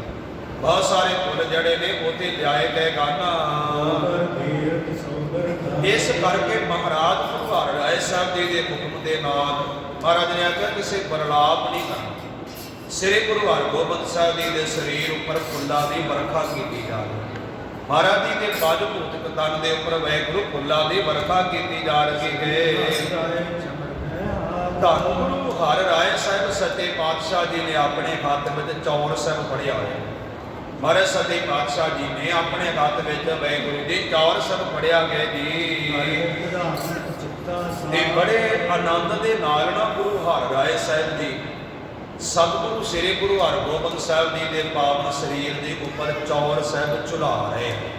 ਬੜੇ ਅਦਬ ਨਾਲ ਮਹਾਰਾਜ ਜੀ ਦੇ ਪੰਜ ਭੂਤਿਕ ਸਰੀਰ ਤੇ ਚੌਰ ਸਾਹਿਬ ਝੁਲਾਇਆ ਜਾ ਰਿਹਾ ਹੈ। ਤੇ ਗੁਰ ਸੰਗਤ ਜੀ ਸਭ ਤੋਂ ਅੱਗੇ ਮਤਲਬ ਇਸ ਵਿਮਾਨ ਤੋਂ ਅੱਗੇ ਗੁਰੂ ਘਰ ਦੇ ਰਬਾਬੀ ਸਿੱਖ ਜਾ ਰਹੇ, ਉਹ ਬਾਣੀ ਦਾ ਕੀਰਤਨ ਕਰ ਰਹੇ ਸਨ। ਸਾਡੇ ਧਰਮ ਵਿੱਚ ਵੀ ਵੈਸੇ ਮਰਜ਼ਾਦਾ ਸੀ ਕਿ ਜਦੋਂ ਤੁਸੀਂ ਸ਼ਮਸ਼ਾਨ ਘਾਟ ਵੱਲ ਕਿਸੇ ਸਰੀਰ ਨੂੰ ਖੜਨਾ ਹੈ ਤੇ ਰਸਤੇ 'ਚ ਸਤਿਨਾਮ ਵਾਹਿਗੁਰੂ ਦਾ ਜਾਪ ਕਰਦੇ ਜਾਣਾ। ਵੈਦਿਕ ਧਰਮ ਦੇ ਅੰਦਰ ਨਾ ਉਹ ਜਦੋਂ ਕੋਈ ਪੁਰਾਣੀ ਚੜ੍ਹਾਈ ਕਰਦਾ ਤੇ ਲੈ ਕੇ ਜਾਂਦੇ ਉਹਨੂੰ, ਉਹ ਪਿੱਛੇ ਬੋਲਦੇ ਜਾਂਦੇ ਰਾਮ ਨਾਮ ਸਤ ਗਏ। ਇਹਦਾ ਮਤਲਬ ਹੁੰਦਾ ਵਾ ਵੀ ਜਿਹੜੇ ਬੰਦੇ ਪਿੱਛੇ ਤੁਰੇ ਜਾ ਰਹੇ ਇਹਨਾਂ ਨੂੰ ਪਤਾ ਲੱਗ ਜਾਵੇ ਵੀ ਕਿਸੇ ਦਿਨ ਤੁਹਾਡੀ ਵੀ ਅਰਜ਼ੀ ਚਲੀ ਜਾਣਾ। ਜੇ ਸਦਾ ਕਿਸੇ ਨੇ ਰਹਿਣਾ ਤੇ ਉਹ ਵਾਹਿਗੁਰੂ ਦਾ ਨਾਮ ਹੀ, ਰਾਮ ਨਾਮ ਸਤ ਸਦਾ ਰਾਮ ਦਾ ਨਾਮ ਹੀ ਰਹਿਣਾ, ਵਾਹਿਗੁਰੂ ਦਾ ਨਾਮ ਰਹਿਣਾ। ਬਾਕੀ ਸਭਨਾ ਤੇ ਨਾਮ ਖਤਮ ਹੋ ਜਾਣੇ। ਇਹ ਚੇਤਾ ਰੱਖੋ, ਜਾਂ ਰੱਬ ਦਾ ਨਾਮ ਸਦਾ ਰਹਿੰਦਾ ਜਾਂ ਫਿਰ ਨਾਮ ਜਪਣ ਵਾਲੇ ਦਾ ਨਾਮ ਸਦਾ ਰਹਿੰਦਾ। ਬਾਣੀ ਵਿੱਚ ਕਬੀਰ ਦਾ ਨਾਮ ਗਏ, ਪਰ ਇਹ ਚੇਤਾ ਰੱਖੋ ਜਿਸ ਬੰਦੇ ਨੇ ਭਗਤ ਕਬੀਰ ਨੂੰ ਜੰਜੀਰਾਂ ਨਾਲ ਬੰਨ੍ਹ ਕੇ ਗੰਗਾ ਤੋਂ ਸੁਟਵਾਇਆ ਕੋਈ ਬਾਦਸ਼ਾਹ ਹੀ ਹੋਏਗਾ। ਜਿਹਨੇ ਕਬੀਰ ਸਾਹਿਬ ਨੂੰ ਹਾਥੀ ਅੱਗੇ ਸਤਾਇਆ ਉਹਦਾ ਨਾਂ ਨਹੀਂ ਕਿਤੇ ਹੈ। ਉਹਦਾ ਨਾਮ ਸਿਰਫ ਉਹ ਬੰਦੇ ਜਾਣਦੇ ਜਿਹੜੇ ਇਤਿਹਾਸ ਦੇ ਵਿਦਿਆਰਥੀ ਆ। ਸਿਕੰਦਰ ਲੋਧੀ ਨੂੰ ਕੋਈ ਨਹੀਂ ਜਾਣਦਾ, ਉਹ ਹੋਰ ਨਹੀਂ ਜਾਣਦਾ ਵੀ ਕਿਤੇ ਕੱਲਾ ਸਿਕੰਦਰ ਹੋਇਆ ਵੱਖਰਾ ਸਿਕੰਦਰ ਨੂੰ। ਸਿਰਫ ਇਤਿਹਾਸ ਦਾ ਨਾਮ ਪੜ੍ਹਨ ਵਾਲੇ ਲੋਕ ਜਾਣਦੇ ਆ। ਉਹ ਆਪਣੇ ਮੌਕੇ ਦਾ ਬਾਦਸ਼ਾਹ ਸੀ। ਬਾਬੇ ਫਰੀਦ ਦੇ ਵੇਲੇ ਬਲਬਨ ਜਿਹੜਾ ਦਿੱਲੀ ਤੇ ਰਾਜ ਕਰਦਾ ਸੀ ਉਹਦਾ ਕਿਹਨੂੰ ਪਤਾ? ਬਾਬੇ ਫਰੀਦ ਦਾ ਤੇ ਸਭਨਾਂ ਨੂੰ ਪਤਾ ਹੈ। ਨਾਮ ਜਪਣ ਵਾਲੇ ਦਾ ਨਾਮ ਚਾਰੇ ਜੁਗ ਰਹਿੰਦਾ। ਭਾਈ ਸਾਹਿਬ ਦਾ ਪਿਆਰਾ ਬਚਨ ਦੇ ਸਭ ਤੋਂ ਅੱਗੇ ਗੁਰੂ ਘਰ ਦੇ ਰਬਾਬੀ ਕੀਰਤਨੀਏ ਸਿੱਖ ਬੜੇ ਪਿਆਰ ਦੇ ਨਾਲ ਬਾਣੀ ਦਾ ਕੀਰਤਨ ਕਰਦੇ ਜਾਂਦੇ ਹਨ ਤੇ ਉਹ ਬੜੇ ਪਿਆਰ ਦੇ ਨਾਲ ਗੁਰ ਸ਼ਬਦਾਂ ਦੀਆਂ ਪੌੜੀਆਂ ਪੜ੍ਹਦੇ ਆ ਤੇ ਗੁਰ ਸ਼ਬਦ ਨਾਲ ਨਾਲ ਉਹਨਾਂ ਨੂੰ ਧਨ ਪਦਾਰਥ ਵੀ ਦਿੰਦੀ ਜਾਂਦੀ। ਭਾਈ ਸਾਹਿਬ ਦਾ ਪਿਆਰਾ ਬਚਨ ਕੇ ਕਹਿੰਦੇ ਨੇ ਬੜੇ ਪਿਆਰ ਦੇ ਨਾਲ ਸੰਗਤ ਉਹਨਾਂ ਨੂੰ ਧਨ ਪਦਾਰਥ ਦਿੰਦੀ ਜਾਂਦੀ। ਉਹ ਬਾਣੀ ਦੀਆਂ ਪੌੜੀਆਂ ਪੜ੍ਹਦੇ ਜਾਂਦੇ ਹਨ। ਹੁਣ ਜਿਸ ਜਗ੍ਹਾ ਦੇ ਉੱਪਰ ਸਤਿਗੁਰੂ ਹਰਗੋਬਿੰਦ ਸਾਹਿਬ ਜੀ ਦੇ ਪੰਜ ਭੂਤਿਕ ਸਰੀਰ ਦਾ ਅੰਤਮ ਸੰਸਕਾਰ ਕਰਨ ਵਾਸਤੇ ਚੰਦਨ ਦੀ ਜਗ੍ਹਾ ਤਿਆਰ ਕੀਤੀ ਸੀ, ਉਸੇ ਬਿਲਕੁਲ ਦੇ ਬਿਲਕੁਲ ਲਾਗੇ ਜਾ ਕਰ ਗੁਰੂ ਹਰਗੋਬਿੰਦ ਸਾਹਿਬ ਜੀ ਨੇ ਉਸ ਦੀਵਾਨ ਨੂੰ ਮੋਢਿਆਂ ਤੋਂ ਲਾ ਕੇ ਰੱਖ ਦਿੱਤਾ। ਮਹਾਰਾਜ ਸਾਹਿਬ ਜੀ ਦੇ ਪਵਿੱਤਰ ਦੀਵਾਨ ਨੂੰ ਉਤਾਰ ਦਿੱਤਾ ਗਿਆ ਜੀ। ਬੜੇ ਪਿਆਰ ਦੇ ਨਾਲ ਵਾਹਿਗੁਰੂ ਜੀ ਉਹਨਾਂ ਗੁਰਮੁਖਾਂ ਨੇ ਉੱਤੇ ਚੰਦਨ ਦੀ ਜਗ੍ਹਾ ਤਿਆਰ ਕੀਤੀ ਸੀ। ਚੰਦਨ ਇੱਕ ਲੱਕੜ ਦਾ ਨਾਮ ਕਿ ਇਹ ਸੁਗੰਧੀ ਵਾਲੀ ਆ ਤੇ ਅਸਲੀ ਚੰਦਨ ਦੀ ਨਿਸ਼ਾਨੀ ਇਹ ਆ ਕਿ ਉਹ ਪਾਣੀ ਵਿੱਚ ਤੈਰਦਾ ਨਹੀਂ ਬਲਕਿ ਡੁੱਬ ਜਾਂਦਾ। ਬਾਕੀ ਸਭ ਲੱਕੜਾਂ ਪਾਣੀ ਅੰਦਰ ਤੈਰਦੀਆਂ ਨੇ, ਜਿੰਨੀਆਂ ਹੀ ਲੱਕੜਾਂ ਦੁਨੀਆਂ ਦੇ ਅੰਦਰ ਨੇ। ਸਿਰਫ ਇੱਕੋ ਇੱਕ ਚੰਦਨ ਆ ਜਿਹੜਾ ਤੈਰਦਾ ਨਹੀਂ। ਚੰਦਨ ਦੇ ਨਾਂ ਤੇ ਕਈ ਵਾਰੀ ਦੂਜੀਆਂ ਨਕਲੀ ਚੰਦਨ ਵੀ ਵੇਚ ਦਿੱਤਾ ਜਾਂਦਾ। ਪਤਾ ਕਿਉਂ? ਜਿਹੜਾ ਚੰਦਨ ਦੇ ਲਾਗੇ ਬੂਟਾ ਪੈਦਾ ਹੋ ਜਾਵੇ ਤਾਂ ਉਹਦੇ 'ਚ ਵੀ ਚੰਦਨ ਦੀ ਸੁਗੰਧੀ ਪੈਦਾ ਹੋ ਜਾਂਦੀ। ਮਹਾਰਾਜ ਸਾਹਿਬ ਜੀ ਨੇ ਪਾਵਨ ਬਾਣੀ ਜਾ ਕੇ ਕੋਈ ਵੀ ਚੰਦਨ ਹੋਏ ਰਗੇ ਬਸੇ ਜੋ ਚੰਦਨ ਪਾਸ, ਉਹਨਾਂ 'ਚ ਇਕੱਲੀ ਸੁਗੰਧੀ। ਜਿਸ ਬੰਦੇ ਨੂੰ ਨਹੀਂ ਪਤਾ, ਵਪਾਰੀ ਬੰਦੇ ਉਸ ਬੰਦੇ ਨੂੰ ਮਾਇਆ ਚੰਦਨ ਦੀ ਲੈ ਲੈਂਦੇ ਆ ਤੇ ਲੱਕੜ ਨਕਲੀ ਦੇ ਦਿੰਦੇ ਕਿਉਂਕਿ ਉਹਦੇ 'ਚ ਵੀ ਸੁਗੰਧੀ ਹੈ। ਪਰ ਜਿਹੜੇ ਸਿਆਣੇ ਬੰਦੇ ਨੂੰ ਪਹਿਲਾਂ ਉਸ ਲੱਕੜ ਦੇ ਨਾਲ ਇੱਕ ਟੁਕੜਾ ਲਾ ਕੇ ਪਾਣੀ 'ਚ ਸੁੱਟ ਕੇ ਵੇਚ ਜੇ ਤੇ ਤੈਰ ਗਿਆ ਤੇ ਨਕਲੀ, ਜੇ ਡੁੱਬ ਗਿਆ ਤੇ ਅਸਲੀ। ਇੱਕੋ ਇੱਕ ਚੰਦਨ ਆ ਜਿਹੜਾ ਪਾਣੀ 'ਚ ਡੁੱਬਦਾ ਨਹੀਂ, ਇਹ ਤੈਰਦਾ ਨਹੀਂ ਬਲਕਿ ਡੁੱਬ ਜਾਂਦਾ। ਬਾਕੀ ਸਭ ਲੱਕੜਾਂ ਕਰ ਜਾਂਦੇ, ਹੁਣੇ ਵੱਢ ਕੇ ਸੁੱਟ ਦਿਓ ਤਾਂ ਵੀ ਕਰਦੇ। ਸਤਿਗੁਰੂ ਮਹਾਰਾਜ ਸੱਚੇ ਪਾਤਸ਼ਾਹ ਜੀ ਦੇ ਸਿੱਖਾਂ ਨੇ ਬੜੇ ਪਿਆਰ ਦੇ ਨਾਲ ਚੰਦਨ ਦੀ ਚਿਖਾ ਤਿਆਰ ਕੀਤੀ ਗਈ ਜੀ। ਹੋਰ ਜੇ ਪੈਸੇ ਸੁਧਾਰ ਸਤਿਗੁਰੂ ਹਰਿਰਾਏ ਸਾਹਿਬ ਜੀ ਦੀ ਆਗਿਆ ਦੇ ਨਾਲ ਗੁਰੂ ਹਰਗੋਬਿੰਦ ਸਾਹਿਬ ਜੀ ਨੇ ਉਸ ਸਰੀਰ ਨੂੰ ਬੜੇ ਪਿਆਰ ਦੇ ਨਾਲ ਉਸ ਕਬਾਨ ਵਿੱਚੋਂ ਕੱਢ ਕੇ ਗੁਰੂ ਚੰਦਨ ਦੀ ਚਿਖਾ ਤੇ ਰੱਖ ਦਿੱਤਾ ਗਿਆ। ਬੜੇ ਪਿਆਰ ਦੇ ਨਾਲ ਚੰਦਨ ਦੀ ਚਿਖਾ ਤੇ ਰੱਖ ਦਿੱਤਾ ਗਿਆ ਜੀ। ਔਰ ਉਸ ਤੋਂ ਬਾਅਦ ਗੁਰੂ ਹਰਿਰਾਏ ਸਾਹਿਬ ਸੱਚੇ ਪਾਤਸ਼ਾਹ ਜੀ ਨੇ ਆਪ ਅਕਾਲ ਪੁਰਖ ਵਾਹਿਗੁਰੂ ਜੀ ਦੇ ਪਾਵਨ ਚਰਨਾਂ 'ਚ ਅਰਦਾਸ ਕੀਤੀ ਤੇ ਗੁਰੂ ਹਰਗੋਬਿੰਦ ਸਾਹਿਬ ਜੀ ਦੇ ਸੁਪੁੱਤਰ ਸਨਮਾਨਯੋਗ ਬਾਬਾ ਸੂਰਜਮਲ ਜੀ ਨੇ ਧੰਨ ਗੁਰੂ ਹਰਗੋਬਿੰਦ ਸਾਹਿਬ ਸੱਚੇ ਪਾਤਸ਼ਾਹ ਜੀ ਦੀ ਚਿਖਾ ਨੂੰ ਲਾਂਘੂ ਲਾ ਦਿੱਤਾ। ਗੁਰੂ ਹਰਗੋਬਿੰਦ ਸਾਹਿਬ ਜੀ ਦਾ ਅੰਤਮ ਸੰਸਕਾਰ ਸ੍ਰੀ ਗੁਰੂ ਹਰਗੋਬਿੰਦ ਸਾਹਿਬ ਸੱਚੇ ਪਾਤਸ਼ਾਹ ਜੀ ਦੇ ਉਸ ਚਿਖਾ ਨੂੰ ਬੜੇ ਪਿਆਰ ਦੇ ਨਾਲ ਬਾਬਾ ਸੂਰਜਮਲ ਸਾਹਿਬ ਜੀ ਨੇ ਲਾਂਘੂ ਲਾ ਦਿੱਤਾ ਗਿਆ ਜੀ। ਤੇ ਜਿੰਨੀਆਂ ਸੰਗਤਾਂ ਵਾਹਿਗੁਰੂ ਚਾਰੇ ਪਾਸੇ ਹਾਜ਼ਰ ਨੇ ਨਾ, ਉਹ ਸਾਰੀਆਂ ਸੰਗਤਾਂ ਗੁਰੂ ਹਰਗੋਬਿੰਦ ਸਾਹਿਬ ਸੱਚੇ ਪਾਤਸ਼ਾਹ ਜੀ ਦੇ ਗੁਣਾਂ ਨੂੰ ਚੇਤੇ ਕਰ ਰਹੀਆਂ। ਮਹਾਰਾਜ ਸਾਹਿਬ ਜੀ ਦੇ ਗੁਣਾਂ ਨੂੰ ਸਿਮਰਿਆ ਜਾ ਰਿਹਾ। ਮਹਾਰਾਜ ਸੱਚੇ ਪਾਤਸ਼ਾਹ ਜੀ ਦੇ ਗੁਣ ਵਾਹਿਗੁਰੂ ਜਿਹੜੇ ਆ ਉਹ ਵਿਚਾਰੇ ਜਾ ਰਹੇ ਗਾਣਾ। ਪਰ ਇਹ ਚੇਤਾ ਰੱਖਣਾ ਗੁਰੂ ਹਰਗੋਬਿੰਦ ਸਾਹਿਬ ਸੱਚੇ ਪਾਤਸ਼ਾਹ ਜੀ ਦੇ ਵੱਡੇ ਵੱਡੇ ਯੋਧੇ ਤੇ ਜਰਨੈਲ ਜਿਨ੍ਹਾਂ ਨੂੰ ਕੋਈ ਜੰਗ ਵੀ ਡੁਲਾ ਨਾ ਸਕਿਆ, ਜਦੋਂ ਗੁਰੂ ਹਰਗੋਬਿੰਦ ਸਾਹਿਬ ਨੇ ਪੱਗ ਪੁੱਜ ਕੇ ਸਰੀਰ ਤਿਆਗਾ ਤੇ ਉਹਨਾਂ ਦੇ ਨੈਣਾਂ 'ਚ ਵੀ ਨਹੀਂ ਸੀ। ਮਹਾਰਾਜ ਸੱਚੇ ਪਾਤਸ਼ਾਹ ਜੀ ਦੇ ਨਾਲ ਪਿਆਰ ਹੋਇਆ, ਗੁਰੂ ਹਰਗੋਬਿੰਦ ਸਾਹਿਬ ਨਾਲ ਨੇੜਤਾ ਹੋਈ, ਨਾਲੇ ਉਹ ਰੱਬ ਸਰੂਪ ਨੇ। ਪੈਸਾ ਦਾ ਪਿਆਰਾ ਬਚਨ ਕੇ ਸੰਗਤਾਂ ਆਪਣੇ ਨੈਣਾਂ 'ਚੋਂ ਨੀਰ ਵਹਾ ਰਹੀਆਂ ਗਾਣਾ। ਧੰਨ ਗੁਰੂ ਹਰਗੋਬਿੰਦ ਸਾਹਿਬ ਸੱਚੇ ਪਾਤਸ਼ਾਹ ਜੀ ਨੂੰ ਇੱਥੋਂ ਤੱਕ ਬੜੇ ਪਿਆਰ ਨਾਲ ਸਿੱਖ ਇੱਕ ਢੰਗ ਨਾਲ ਆਵਾਜ਼ਾਂ ਮਾਰ ਕੇ ਕਹਿੰਦੇ ਗਏ, ਗੁਰੂ ਹਰਗੋਬਿੰਦ ਸਾਹਿਬ ਸੱਚੇ ਪਾਤਸ਼ਾਹ ਸਾਨੂੰ ਕਿਰਪਾ ਕਰਕੇ ਇਹ ਦੱਸੋ ਕਿ ਤੁਹਾਡੇ ਤੋਂ ਬਗੈਰ ਜੀ ਮਹਾਰਾਜ ਸੱਚੇ ਪਾਤਸ਼ਾਹ ਜੀ ਕਿਹੜਾ ਬੰਦਾ ਕਿ ਜਿਹੜਾ ਸਾਡੀ ਖਬਰ ਸਾਰ ਲਵੇਗਾ, ਤੇ ਗੁਰੂ ਹਰਗੋਬਿੰਦ ਸਾਹਿਬ ਜੀ ਤੁਹਾਡੇ ਤੋਂ ਬਿਨਾਂ ਕੌਣ ਹੈ ਜਿਹੜਾ ਸਾਡੀ ਪਾਲਣਾ ਕਰੇਗਾ ਭਲਾ। ਮਹਾਰਾਜ ਸੱਚੇ ਪਾਤਸ਼ਾਹ ਜੀ ਭਾਵੇਂ ਅਸੀਂ ਜੰਗ ਨੂੰ ਲੜਦੇ ਹਾਂ, ਪਰ ਇਹ ਜੰਗਾਂ ਤੁਹਾਡੀ ਅਗਵਾਈ ਵਿੱਚ ਜਿੱਤੀਆਂ ਜਾਂਦੀਆਂ ਨੇ, ਕਿਉਂਕਿ ਤੁਹਾਡਾ ਮੁਕਾਬਲਾ ਨਹੀਂ ਕੋਈ ਕਰ ਸਕਦਾ। ਮਹਾਰਾਜ ਜੀ ਉਹ ਤੁਹਾਡੇ ਤੋਂ ਬਿਨਾਂ ਕੌਣ ਸਾਰ ਲਏਗਾ ਸਾਡੀ, ਤੇ ਸ੍ਰੀ ਗੁਰੂ ਹਰਗੋਬਿੰਦ ਸਾਹਿਬ ਜੀ ਕੌਣ ਪਾਲਣਾ ਕਰੇਗਾ ਜੀ। ਸਤਿਗੁਰੂ ਹਰਗੋਬਿੰਦ ਸਾਹਿਬ ਸੱਚੇ ਪਾਤਸ਼ਾਹ ਜੀ ਸਾਨੂੰ ਯੁੱਧ ਵਿਦਿਆ ਕੌਣ ਸਿਖਾਏ, ਅਸੀਂ ਸ਼ਸਤਰ ਵਿਦਿਆ ਤੁਹਾਡੇ ਤੋਂ ਸਿੱਖਦੇ ਸਾਂ। ਮਹਾਰਾਜ ਸੱਚੇ ਪਾਤਸ਼ਾਹ ਜੀ ਸਾਨੂੰ ਸ਼ਸਤਰ ਵਿਦਿਆ ਕਿਹੜਾ ਬੰਦਾ ਸਿਖਾਉਣਾ ਕਰੇਗਾ ਜੀ। ਧੰਨ ਗੁਰੂ ਹਰਗੋਬਿੰਦ ਸਾਹਿਬ ਸੱਚੇ ਪਾਤਸ਼ਾਹ ਤੁਹਾਡੇ ਤੋਂ ਬਿਨਾਂ ਸਾਡੀ ਸ਼ਸਤਰ ਵਿਦਿਆ ਦੀ ਪਰਖ ਕੌਣ ਕਰੇਗਾ। ਤੇ ਮਹਾਰਾਜ ਸੱਚੇ ਪਾਤਸ਼ਾਹ ਜੀ ਤੁਸੀਂ ਸਾਨੂੰ ਖੁੱਲਾ ਧਨ ਦਿੰਦੇ ਸੀ, ਸਾਡੇ ਗੁਣ ਦੀ ਪਰਖ ਕਰਕੇ ਉਹਨੂੰ ਧਨ ਕੌਣ ਦੇਗਾ। ਮਹਾਰਾਜ ਸਾਹਿਬ ਜੀ ਕਿਹੜਾ ਸਾਡੇ ਇਸ ਗੁਣ ਦੀ ਪਰਖ ਕਰਨਾ ਕਰੇਗਾ ਜੀ। ਸਤਿਗੁਰੂ ਹਰਗੋਬਿੰਦ ਸਾਹਿਬ ਸੱਚੇ ਪਾਤਸ਼ਾਹ ਜੀ ਦੇ ਘਰ ਦੇ ਜਿਹੜੇ ਮਸੰਦ ਨੇ ਵਾਹਿਗੁਰੂ ਉਹਨਾਂ ਦੇ ਨੈਣਾਂ ਚੋਂ ਵੀ ਤੀਰ ਵਹਿ ਰਹੇ। ਮਸੰਦ ਸ਼ਬਦ ਬੜਾ ਸਤਿਕਾਰਯੋਗ ਸੀ, ਪਰ ਮੈਂ ਇੱਦਾਂ ਕਹਿ ਦਿਆ ਕਿ ਜਦੋਂ ਮੇਰੇ ਵਰਗੇ ਬੰਦੇ ਮਸੰਦ ਬਣ ਕੇ ਉਦੋਂ ਪਾਣੀ ਕੱਢੋ। ਯਾਦ ਰੱਖਣਾ ਗੁਰੂ ਘਰ ਦੀਆਂ ਉਹ ਪਦਵੀਆਂ ਅੱਜ ਵੀ ਸਤਿਕਾਰਯੋਗ ਨੇ। ਪਦਵੀ ਦਾ ਨਾਮ ਉਦੋਂ ਬਦਨਾਮ ਹੁੰਦਾ ਜਦੋਂ ਉਸ ਪਦਵੀ ਉੱਪਰ ਅਸੀਂ ਯੋਗ ਨਹੀਂ ਅਯੋਗ ਬੰਦਾ ਬਿਠਾ ਦਿੰਦੇ। ਮੈਂ ਇਸ ਗੱਲੋਂ ਹੈਰਾਨ, ਦੁਨੀਆ ਦੇ ਅੰਦਰ ਮੈਂ ਉਸ ਭ੍ਰਿਸ਼ਟਾਚਾਰ ਦੀ ਗੱਲ ਨਹੀਂ ਕਰਨ ਲੱਗਾ, ਬਿਲਕੁਲ ਉੱਥੇ ਵੀ ਜਿੱਥੇ ਬਿਲਕੁਲ ਬੰਦੇ ਦੇ ਗੁਣਾਂ ਨੂੰ ਪਰਖਿਆ ਜਾਂਦਾ ਹੈ। ਹਰ ਸਰਕਾਰੀ ਤੇ ਗੈਰ ਸਰਕਾਰੀ ਅਦਾਰੇ ਦੇ ਵਿੱਚ ਕਿਸੇ ਬੰਦੇ ਨੂੰ ਪਦਵੀ ਤੇ ਬਿਠਾਉਣ ਤੋਂ ਪਹਿਲਾਂ ਉਹਦੀ ਯੋਗਤਾ ਦੇਖੀ ਜਾਂਦੀ ਹੈ।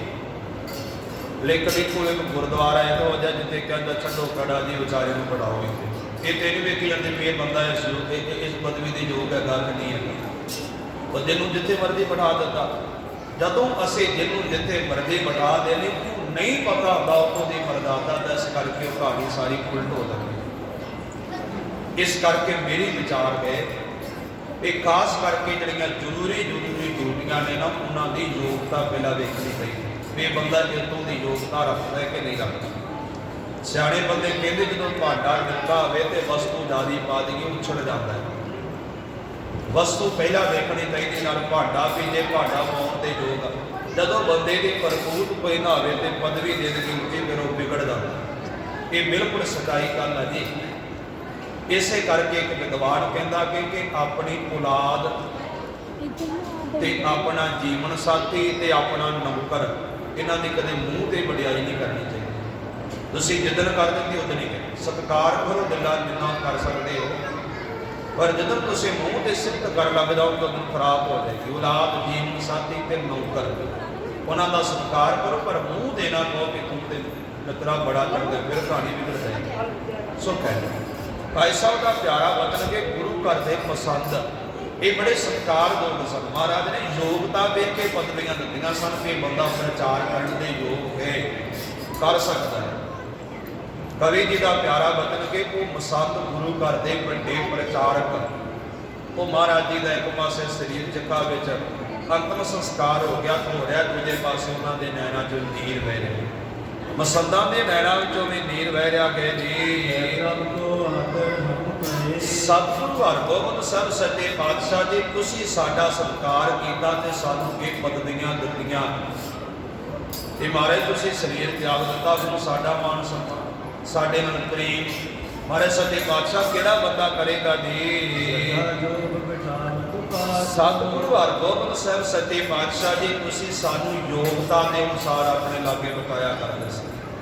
ਮਹਾਰਾਜ ਸਾਹਿਬ ਜੀ ਯੋਗਤਾ ਦੇ ਮੁਤਾਬਕ ਆਪਣੇ ਲਾਗੇ ਬਿਠਾਇਆ ਕਰਦੇ ਸੀ ਜੀ। ਤੇ ਗੁਰੂ ਹਰਗੋਬਿੰਦ ਸਾਹਿਬ ਸੱਚੇ ਪਾਤਸ਼ਾਹ ਜੀ ਤੁਹਾਡੀ ਦਇਆ ਦੇ ਨਾਲ ਮਹਾਰਾਜ ਜੀ ਸਾਡੇ ਕਾਰਜ ਜਿਹੜੇ ਆ ਉਹ ਰਾਸ ਹੁੰਦੇ ਸਨ। ਤੁਹਾਡੀ ਕਿਰਪਾ ਦੇ ਨਾਲ ਸਾਡੇ ਕਾਰਜ ਰਾਸ ਹੋ ਜਾਇਆ ਕਰਦੇ ਹਨ। ਭਾਈ ਸਾਹਿਬ ਦਾ ਪਿਆਰਾ ਵਚਨ ਕਿ ਨਗਰ ਕੀਰਤਪੁਰ ਸਾਹਿਬ ਤੇ ਪੂਰੇ ਮੁਲਕ ਵਿੱਚੋਂ ਜਿੱਤੋਂ ਜਿੱਤੋਂ ਸਨਮਾਨ ਬੀਬੀਆਂ ਵੀ ਸੰਗਤ ਵਿੱਚ ਆਈਆਂ ਸਨ, ਉਹਨਾਂ ਦੇ ਨੈਣਾਂ 'ਚੋਂ ਵੀ ਨੀਰ ਵਹਿ ਰਹੀ। ਭੈਣਾਂ ਵੀ ਮੁਰ ਸੰਗਤ ਵਿੱਚ ਆਈਆਂ, ਉਹਨਾਂ ਦੇ ਨੈਣਾਂ 'ਚੋਂ ਵੀ ਨੀਰ ਵਹਿੰਦਾ ਜਾ ਰਿਹਾ ਕਿ ਜੀ। ਤੇ ਗੁਰੂ ਹਰਗੋਬਿੰਦ ਸਾਹਿਬ ਸੱਚੇ ਪਾਤਸ਼ਾਹ ਜੀ ਦੇ ਵੱਲ ਮੁਖੜਾ ਕਰ ਕਰਕੇ ਬੜੇ ਪਿਆਰ ਦੇ ਨਾਲ ਕਹਿ ਰਹੇ ਨੇ ਕਿ ਗੁਰੂ ਹਰਗੋਬਿੰਦ ਸਾਹਿਬ ਜੀ ਤੁਹਾਡੇ ਜਿੰਨੀ ਸਮਰੱਥਾ ਭਲਾਕੀ ਦੇ ਹੋਏਗੀ। ਮਹਾਰਾਜ ਸੱਚੇ ਪਾਤਸ਼ਾਹ ਜੀ ਤੁਹਾਡੇ ਜਿੰਨੀ ਤਾਕਤ ਭਲਾ ਕਿਸ ਬੰਦੇ ਦੇ ਅੰਦਰ ਹੋਵੇਗੀ ਜੀ। ਧੰਨ ਗੁਰੂ ਹਰਗੋਬਿੰਦ ਸਾਹਿਬ ਸੱਚੇ ਪਾਤਸ਼ਾਹ ਜੀ, ਤੁਸੀਂ ਲੱਖਾਂ ਪੁਰਖਾਂ ਦਾ ਇਸ ਦੁਨੀਆ ਅੰਦਰ ਸੰਘਾਰ ਕੀਤਾ ਹੈ। ਲੱਖਾਂ ਪੁਰਖ ਜਿਹੜੇ ਨੇ ਸਦਾ ਦੀ ਨੀਂਦ ਸਵਾ ਕੇ ਰੱਖ ਦਿੱਤੇ ਗਨ।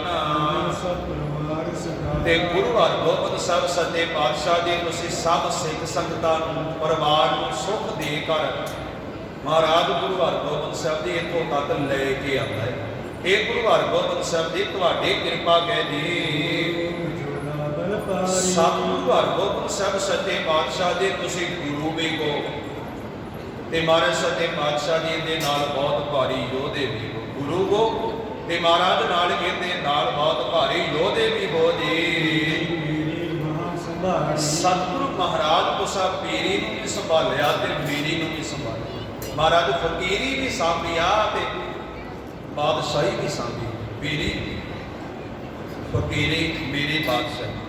ਮਹਾਰਾਜ ਸੱਚੇ ਪਾਤਸ਼ਾਹ ਤੁਸਾਂ ਦੋਨਾਂ ਨੂੰ ਇਕੱਠਿਆ ਕਰ ਦੇਣਾ ਕੀਤਾ ਗਿਆ ਜੀ। ਸੰਗਤ ਪ੍ਰੇਮ ਬਸਾਲਾ। ਧੰਨ ਗੁਰੂ ਹਰਗੋਬਿੰਦ ਸਾਹਿਬ ਸੱਚੇ ਪਾਤਸ਼ਾਹ ਜੀ ਦੇ ਨਾਲ ਗੁਰ ਸੰਗਤ ਦੇ ਸੰਗਤਾਂ ਦਾ ਬਹੁਤ ਜ਼ਿਆਦਾ ਪ੍ਰੇਮ ਹੈ। ਇਸ ਕਰਕੇ ਗੁਰੂ ਹਰਗੋਬਿੰਦ ਸਾਹਿਬ ਦੇ ਚੱਖਾਂ ਦੇ ਚਾਰੇ ਪਾਸੇ ਖਲੋਤੇ ਕੋਈ ਜਿਹੜੇ ਗੁਰ ਸਿੱਖ ਨੇ, ਉਹ ਨਾਲੇ ਮਹਾਰਾਜ ਦੇ ਗੁਣਾਂ ਨੂੰ ਫੇਰਤੇ ਕਰ ਰਹੇ ਆ ਤੇ ਵਾਹਿਗੁਰੂ ਨਾਨਕ ਉਹਨਾਂ ਦੇ ਨੈਣਾਂ ਵਿੱਚੋਂ ਨੀਰ ਵਹਿੰਦਾ ਨਾਲ ਉਹਨਾਂ ਸਭਨਾਂ ਦੇ ਨੇਤਰਾਂ ਦੇ ਵਿੱਚੋਂ ਨੀਰ ਵਹਿੰਦਾ ਜਾ ਰਿਹਾ। ਨਾਲ ਗੁਰੂ ਹਰਗੋਬਿੰਦ ਸਾਹਿਬ ਜੀ ਦੇ ਉਹ ਪਾਵਨ ਗੁਣਾਂ ਨੂੰ ਚੇਤੇ ਕਰ ਰਹੇ। ਇਸ ਤੋਂ ਅੱਗੇ ਕੀ ਹੋਇਆ? ਵਾਹਿਗੁਰੂ ਜੀ ਇਸ ਮੋਤੀ ਵਿੱਚੋਂ 1.5% ਬਾਕੀ ਰਹਿ ਗਏ, ਮਤਲਬ ਅੱਧਾ ਇੱਕ ਤੇ ਇੱਕ ਅੱਗੇ ਪੂਰਾ %। ਉਦੋਂ ਬਾਅਦ ਫਿਰ 7ਵੇਂ ਪਾਤਸ਼ਾਹ ਜੀ ਦੇ ਜੀਵਨ ਕਾਲ ਦੀ ਖਬਰ ਸ਼ੁਰੂ ਹੋਵੇਗੀ। ਅਗਲਾ ਪ੍ਰਸੰਗ ਮਹਾਰਾਜ ਦੀ ਕਿਰਪਾ ਕਰੇ ਅਸੀਂ ਕੱਲ ਦੇ ਦੀਵਾਨ ਵਿੱਚ ਵਿਚਾਰਾਂਗੇ। ਨੀਅਤ ਕੀਤਾ ਵਕਤ ਪੂਰਾ ਹੋ ਗਿਆ, ਇਸ ਕਰਕੇ ਆਪ ਜੀ ਜੀਵੀਆਂ ਬੇਨਤੀਆਂ ਪ੍ਰਵਾਨ ਕਰ ਰਹੀਆਂ। ਉਹਨਾਂ ਬੇਅੰਤ ਪ੍ਰਕਾਰ ਦੀਆਂ ਭੁੱਲਾਂ ਦੀ ਖਿਮਾ ਕਰਨ ਸਾਰੀਆਂ ਸੰਗਤਾਂ ਦਾ ਹਾਰਦਿਕ ਤੌਰ ਤੇ ਸਵਾਗਤ ਗੁਰੂ ਘਰ ਵੱਲੋਂ ਜੀ ਆਇਆਂ ਨੂੰ। ਮਹਾਰਾਜ ਦੀ ਕਿਰਪਾ ਕਰਨ, ਸਾਰੀਆਂ ਸੰਗਤਾਂ ਦੇ ਘਰ ਦੀ ਪ੍ਰਵਾਨ ਕਰਨ, ਦਰੋਂ ਕਰਮ ਸਿੱਖੀ ਸਦਕ ਭਰੋਸਾ ਨਾਮ ਦੀ ਦਾਤ ਕਰਨ। ਆਪ ਜੀ ਨੂੰ ਬੇਨਤੀ ਹੈ ਕਿ ਮੰਗਲਵਾਰ ਨੂੰ ਇੱਥੇ ਗੁਰੂ ਘਰ ਦੇ ਵਿੱਚ ਅੱਖਾਂ ਦਾ ਚੈੱਕਅਪ ਕੈਂਪ ਜਿਹੜਾ ਕਿ ਉਹ ਲੱਗਣਾ ਹੈ। ਮੈਨੂੰ ਫਰੀਕ ਨਹੀਂ ਕਹਿ ਸਕਦਾ ਕਿਉਂਕਿ 2500 ਰੁਪਏ ਦਾ ਲੰਚ ਜਿਹੜਾ ਉਹ ਪਾਇਆ ਜਾਣਾ ਹੈ ਤੇ 200 ਰੁਪਇਆ ਜਲੰਧਰ ਦਾ ਜਿਹੜਾ ਕਿ ਉਹ ਕਿਰਾਇਆ, ਮਤਲਬ ਇੱਕ ਮਰੀਜ਼ ਦਾ 700 ਰੁਪਈਆ ਜਿਹਨੂੰ ਲੰਚ ਪਾਉਣ ਦੀ ਲੋੜ ਹੋਏਗੀ, ਜਿਹਨੇ ਕੋਈ ਕੱਲਾ ਚੈੱਕਅਪ ਕਰਵਾਉਣਾ ਹੈ ਉਹ ਸਾਰੇ ਦਾ ਸਾਰਾ ਜਿਹੜਾ ਕਿ ਉਹ ਫਰੀ ਹੋਵੇਗਾ। ਟੋਟਲ ਜਿਹੜਾ ਕਿ ਉਹ 2700 ਰੁਪਈਆ ਜਿਹਨੂੰ ਲੰਚ ਪਾਉਣਾ ਪਿਆ। ਜਿਹਨੇ ਭਾਈ ਨੇ ਆਪਣੀਆਂ ਅੱਖਾਂ ਚੈੱਕ ਕਰਵਾਉਣੀਆਂ ਨੇ ਉਹ ਆਪਣਾ ਕਰੋਨਾ ਦਾ ਟੈਸਟ ਕਰਵਾ ਕੇ ਫਿਰ ਆਵੇ। ਇਹ ਜੋ ਦਾਸ ਨੂੰ ਹੁਕਮ ਹੋਇਆ ਉਹਦੇ ਮੁਤਾਬਕ ਅਸੀਂ ਬੇਨਤੀ ਕੀਤੀ ਆ। ਅੱਗੋਂ ਆਪ ਸਾਰੀਆਂ ਸੰਗਤਾਂ ਸਮਝਦਾਰ ਹੋ, ਜਿਵੇਂ ਆਪ ਜੀ ਨੂੰ ਚੰਗਾ ਲੱਗੇ। ਪਰਸੋਂ ਨੂੰ ਗੁਰੂ ਘਰ ਵਿੱਚ ਜਿਹੜਾ ਮੈਡੀਕਲ ਅੱਖਾਂ ਦਾ ਚੈੱਕਅਪ ਕੈਂਪ ਜਿਹੜਾ ਕਿ ਉਹ ਲਾਇਆ ਜਾਣਾ ਹੈ, ਇਹ ਆਪ ਜੀ ਨੇ ਧਿਆਨ ਵਿੱਚ ਰੱਖਣਾ ਜੀ। ਸਾਰੀਆਂ ਸੰਗਤਾਂ ਦਾ ਕਾਰਤਿਕ ਤੌਰ 'ਤੇ ਸਵਾਗਤ। ਅਗਲੀ ਬੇਨਤੀ, ਇੱਥੋਂ ਕੀਤੀ ਜਾਣ ਵਾਲੀ ਸਾਰੀ ਕਥਾ ਜਿਹੜੀ ਆ ਉਹ ਸਾਡਾ YouTube ਚੈਨਲ ਕੇ ਭਾਈ ਗੁਰਸੇਵਕ ਸਿੰਘ ਸਭਰਾ, ਉਸ ਚੈਨਲ 'ਤੇ ਅਸੀਂ ਸਵੇਰ ਵਾਲੀ ਤੇ ਸ਼ਾਮ ਵਾਲੀ ਕਥਾ ਸਾਰੀ ਪਾ ਰਹੇ ਹਾਂ। ਆਪ ਜੀ ਨੂੰ ਬੇਨਤੀ ਕਿ ਸਾਡੇ ਉਸ ਚੈਨਲ ਨੂੰ ਸਬਸਕ੍ਰਾਈਬ ਜ਼ਰੂਰ ਕਰੋ, ਤਾਂ ਜੋ ਪਹਿਲਾਂ ਸਾਨੂੰ ਵੀਡੀਓ ਰਿਕਾਰਡਿੰਗ ਕਰਨੀ ਪੈਂਦੀ, ਬਾਅਦ ਵਿੱਚ ਅਪਲੋਡ ਕਰੀਦੀ। ਜਦੋਂ ਸਾਡੀ ਉਹ ਗਿਣਤੀ ਪੂਰੀ ਹੋ ਜਾਵੇਗੀ 1000, ਉਸ ਵੇਲੇ ਉਸੇ ਨੂੰ ਲਾਈਵ ਪਾਵਾਂਗੇ। ਆਪ ਜੀ ਨੂੰ ਬੇਨਤੀ ਆ, ਭਾਈ ਗੁਰਸੇਵਕ ਸਿੰਘ ਸਭਰਾ ਦੇ ਨਾਮ ਦੇ ਚੈਨਲ ਆ, ਇਹਨੂੰ ਆਪ ਦੀ ਕਿਰਪਾ ਕਰਕੇ ਸਬਸਕ੍ਰਾਈਬ ਕਰੋ, ਤਾਂ ਜੋ ਅਸੀਂ ਬਾਬਾ ਦੀਪ ਸਿੰਘ ਜੀ ਦੇ ਘਰ ਦੇ ਵਿੱਚੋਂ ਇਹ ਕਥਾ ਲਾਈਵ ਦੇਸ਼ ਵਿਦੇਸ਼ ਤੱਕ ਸੰਗਤਾਂ ਤੱਕ ਪਹੁੰਚਾ ਸਕੀਏ।